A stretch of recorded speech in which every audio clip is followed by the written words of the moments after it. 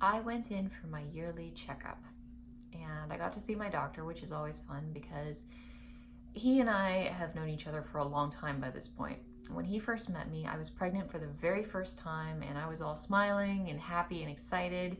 And the very first thing he had to tell me was that my baby was going to die, and if we didn't surgically remove him, I was going to die too. And he did it fantastically. He did a fantastic job. He handled the issue really, really well. And ever since then, I felt very, very safe going to this doctor, which is, unusual for me because up until that point, I really didn't trust doctors, didn't like doctors, didn't want to have to go to a doctor. And knowing this guy, this particular doctor, I've really been able to put a lot more faith in doctors, which is kind of important because I'm only getting older. So it's a good thing. But he's very fun to talk to. Very conservative Christian fellow. Very very wholesome guy. And so I was telling him about, I was telling him about the YouTube videos because I talked with him before I first started making YouTube videos because I was talking a lot about abortion and I wanted a medical care practitioner's point of view. But he asked how those were going and I was like, well, people they don't want a moderate perspective on abortion. They want something that's either extremely pro-life or extremely pro-choice, but they want polarized information. They want something, I honestly think people want something that's going to reaffirm their own view of the world. And a moderate point of view, I think for many people, they feel it just muddies the water. And honestly, I think if your water's not muddy, you're not looking clearly enough, but that's just me, I guess. Anyway, so I told him I was moving away from abortion and putting up a lot more stories about my life in exotic dance and the things that I've seen in strip clubs, because that's something people want to hear more of, and I don't want to be making a bunch of videos that the majority of people who see them or stumble across them are just going to hate. And so, I was telling this very conservative Christian, very wholesome doctor about my work in strip clubs. He's doing the exam, he's checking my thyroid and all this stuff, and I'm telling him about, just the crazy things that I've seen in strip clubs. And it's really interesting talking to him about this stuff. Like, he's never been to a strip club, he's never felt a need to go to a strip club, and there are a lot of people like that who've just never had any need to go to a strip club. But, because he's never been to one, he has this really interesting perspective, that of an outsider to a strip club. So when I tell him about things that seem pretty everyday and mundane to me, the amount of shock that he has over them is very amusing and very revealing about the way people outside of a strip club must see strip clubs. And so it was a really good conversation. I was thinking back to my hometown, and a bunch of the churches in my hometown got together, and it was a small town, so there wasn't that many people, but they got together and they signed these petitions to have the strip clubs in my hometown shut down, because they believed that strip clubs and exotic dancers and naked women were bringing rapists and murderers into the town, and they wanted to stop that from happening. Ironically, there was an oil rig that had just moved in next to town, and it was hiring lots and lots of people, like a bunch of oil rigs actually, and they were hiring lots of people, and people from all over the country were coming in and working on these oil rigs.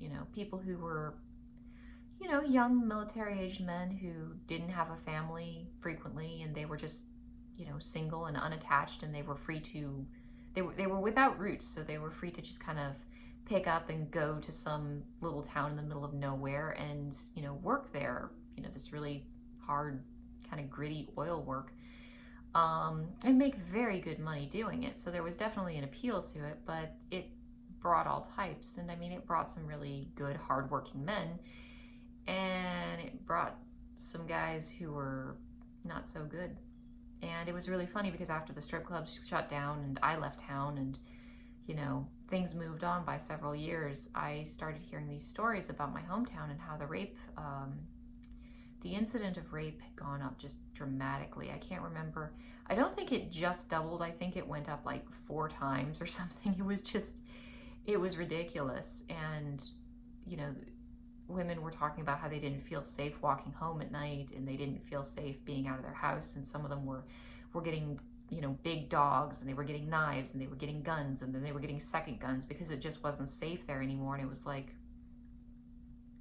I was so far away from that place at that point. It was like, well, I'm happy to be gone. But I kind of think maybe it wasn't the strip clubs that were bringing the rapists and murderers into the town. That's just me. That being said, if I try hard enough to see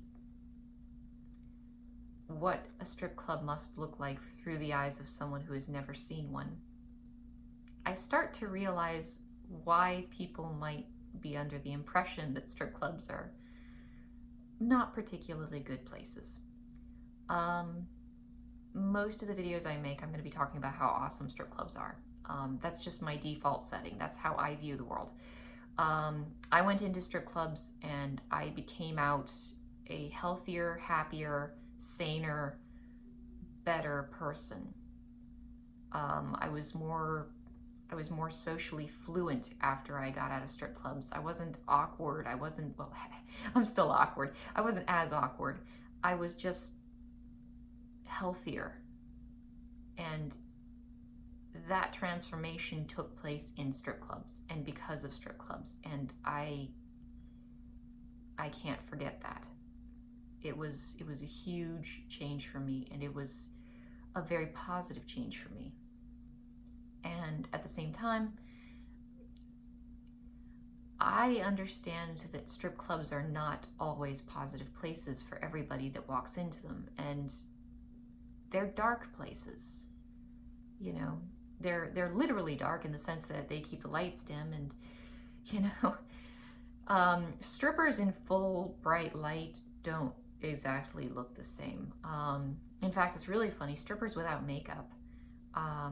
Some strippers just don't wear makeup. I'm not the only one. There are other girls that I've known who wore minimal to no makeup and got away with it really well. But I've also know, you'll see a very fit, very in shape, but otherwise very normal looking girl walking into the back room. And then she'll come out and her face will be just made out of porcelain. She'll be just perfect and flawless, and lots and lots of dark eyeshadow to make her eyes look really, really big and really, really pretty, and, fake eyelashes that are as long as my fingers. And they come out looking like they belong on, the pages of a magazine. But that's not really what most of these girls actually look like. They keep the lights dim to hide scars, wrinkles, stretch marks, any kind of age line, just flaws, acne, you name it. Dim lights are a stripper's friend. And I never had a problem with that. There was one club I worked at that had a bright light where the guy at the till was always keeping count of the money. But then the rest of it was really, really dark. And there was a dance booth right next to the bright lights. And I always danced at the dance booth next to the bright lights, because if the customers were trying to get handsy with me, they were going to be more restrained with, one of the bouncers just staring down at them. The other girls always went to the very back where it was as dark as possible. And I never understood it until somebody explained it to me. In fact, I think it was the guy at the till himself who explained to me, strippers don't like bright lights. And I didn't understand that until after I had the surgery for the ectopic. And I had a big scar down here and a not so big scar down here. And I had a lot of swelling in the areas of the scars that went down over time, but I looked puffy and swollen, and I had big indents where these scars were, and it didn't look pretty. And then I got pregnant right after that, and the scar had adhesed to my muscle, and so I got stretch marks just blossoming out from where the scar was. And everywhere else, no stretch marks at all, looking really good. And then just stretch marks everywhere this scar was pulling on my skin. And I mean, I realized that I don't actually care about stretch marks. Like, I thought it would be a big deal. I thought it would be not so good, and I thought I would look down and be just kind of grossed out by it. And I realized when I got stretch marks that stretch marks are totally not a problem. But they are an indication that you've been pregnant. And strippers don't necessarily want you to know that they've ever been pregnant. They want you to think that they're in their very early 20s. They've never been pregnant. They've never been married. They're single and available. And, you know, they don't want you to know that they've had a C-section, or, you know, for me, it was abdominal surgery.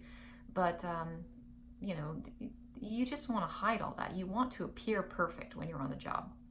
So, going back, because I lost my train of thought, strip clubs are dark places, like physically dark. But they're also just dark-spirited places. I don't know a better way to say that. I'm sure there is one. Strip clubs are just dark. And, you know, illegal things do happen in strip clubs. And, you know, dark people go into strip clubs. Sometimes really dark people. Sometimes only kind of slightly darker. And, you know, in my hometown, growing up, there were two spheres that you could go into socially. You know, there was the churches, and then there was the bars. And I tried out the churches, and they sort of tried to exorcise me, and I wasn't a big fan of that, so I didn't really go back after that. I have many fun adventures in churches, not really positive experiences. I tried, I just couldn't make it work for me. And part of that was not necessarily that they were churches, part of it was that it was a very small town, and there were some crazy people in that small town. I ended up going to bars, specifically strip clubs. And the contrast between bars and churches, which, I mean, I know that there's a lot of different places other than bars and churches that people can go to, but the contrast between those two different choices, which were pretty much the main choices in that little town that I grew up in. Churches were very light places. Like, that's kind of an obvious statement, but they were. And people were cheerful, and they were friendly, and they were happy, and they virtue signaled, and I hate to use that term because it's kind of come to mean a lot of things. Like, people hear virtue signaling and they think automatically a series of things, but everybody virtue signals, and everybody tries to show that they have the qualities that would appeal to other people in that type of group. And so, you know, in churches, virtue, literal virtue signaling. You know, they act good, they try to be good, they think of themselves as good, and because they're perceiving themselves as good, they try to act the role. And churches are places where you generally expect to find good people. Like, that's the idea. And it's a really cool idea when you think about it. Let's all congregate, and let's all come here with goodwill toward one another. Like, it's kind of a really crazy idea, and a really good one too. It just didn't work out for me, partially because I got exorcised in a church. Exorcism just really didn't sit well with me. And also, I mean, there were a lot of other things. I should really make some videos someday talking about my experiences in churches, because I was one of the tainted people, and I knew it going in, and it always stayed with me in my awareness. And other people feel that way too sometimes, and that doesn't mean they're bad people. But I was very aware of that taintedness about me, and I know there were other people in the congregation who were very aware of it as well. And you know, I remember in one particular situation with a young gentleman that I was very interested in getting to know better, who was honestly seemed to be interested in getting to know me better as well. And some of the girls of the church tried to keep me away from him because I was still, I was too dark for him, and they didn't want me to bring him down to my level. Which is funny because I was like 16 at the time, and I was like a goody two shoes, and I didn't break rules and I didn't disobey things, but you know, I didn't cause trouble or act out, and I definitely wasn't, you know, into dating and crazy sex stuff at that point in my life. I was very, I was very, damn, I was very innocent. Um, in most ways that you would think of a person being innocent, but I had been through a lot of messed up things at that point in my life, and there was a darkness to me, and they just didn't want me around this nice guy. Which is funny because I think if anybody could have kept me in the church congregation community, you know, it probably would have been this dude. He was really cool, and I need to tell a story about that sometime, because it was, I mean, I look back on it now and it was really hilarious to me that all these holier than thou church girls were trying to keep me away from a handsome boy because they thought I was going to corrupt him with my deep dark evil. But you know, it's kind of horrible, I guess, but I mean, it was also just so funny. I was dark. I was always just a little bit darker than the people in the church. And, you know, that happens, I think, to people. Not just me. And again, I really don't think it makes people inherently bad just because they're dark. I mean, I grew up trying to stay alive and sometimes struggling very, very hard to stay alive. And you know, that's going to change your perspective on the world. And it wasn't because of malice, it was because of neglect. Plain and simple. It wasn't because of any kind of ill will that other people had toward me. It wasn't because of any evil that I had done. It was just neglect. So sorry, you slipped through the cracks. No big deal. I mean, apart from the near dying part, that was kind of a big deal, but I mean, no big deal other than that, you know. You know, I never felt comfortable in churches, really. I mean, I remember being a very, very tiny child and having beautiful memories in churches, which is one of the reasons that I converted to Catholicism when I married my husband. I wanted my children to have those positive experiences of going to church and, you know, smelling the smells and hearing the sounds and seeing, you know, seeing the inside of a church and just growing up with those experiences just embedded into their lives.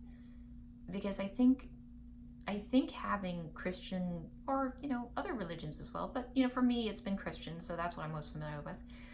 Having that spiritual background, it just gives you something to grow off of. It gives you a good starting point in life, and I wanted that for them. So I converted to Catholicism because my husband was Catholic, and the first time he brought me into a church, I had a panic attack. Strip clubs, in contrast to churches, are dark places. And I'm a dark person. So going into a strip club felt like going home. In the dark, people aren't necessarily trying to impress you with how good they are. They might be trying to deceive you, they might be trying to trick you, they might be trying to manipulate you, but they're not showing you a facade of wholesome goodness. They don't have to create that false exterior. They let their masks slip just a little bit, and you can see the person that hides underneath sometimes. And there's an honesty to that darkness that I appreciated.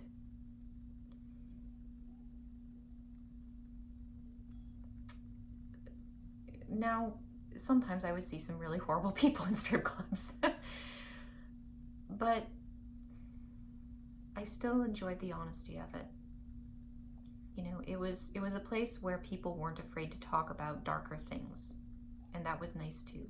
People weren't afraid to talk about sex. It was a strip club. Sex was kind of a topic that you could talk about and discuss, and that was actually really cool. I remember one time this guy came in. He was an older gentleman, and he started talking to me, and you know, we just started chatting. I came over, asked him for a dance, and we start talking, and at some point he just he turns to me and he says, I need to talk about something, and I can't talk with any of my friends about it, and I need to talk about it. And I was like, okay. And he's like, it's my wife. She won't have sex with me, and I've recently gotten on these testosterone pills to help my health because I had some health issues, and so my sex drive has gone through the roof, and I can't get her to have sex with me, and I don't know what to do, and I've tried everything I can think of, and I don't know who to talk to, and he's just going and going and going and going, and it's like, I remember just sitting there, like, you know, listening to this guy and thinking, you know, people can't talk about this stuff. There are people in the world who literally just do not have anyone to talk about this stuff with. And, you know, I mean, strippers might not necessarily be the best people to talk about it with, but, you know, dark places, sometimes that's where you go to have these discussions that you can't have in bright, well-lit, clean, and wholesome places. You know, if you need to let it out, you need to let it out, I guess. He was a fun guy. He had a great sense of humor about his situation. He asked me if he should have an affair on his wife, and I remember, like, you know, he's talking so fast. He's like, well, should I just have an affair? And I was like, he was just off again, talking. I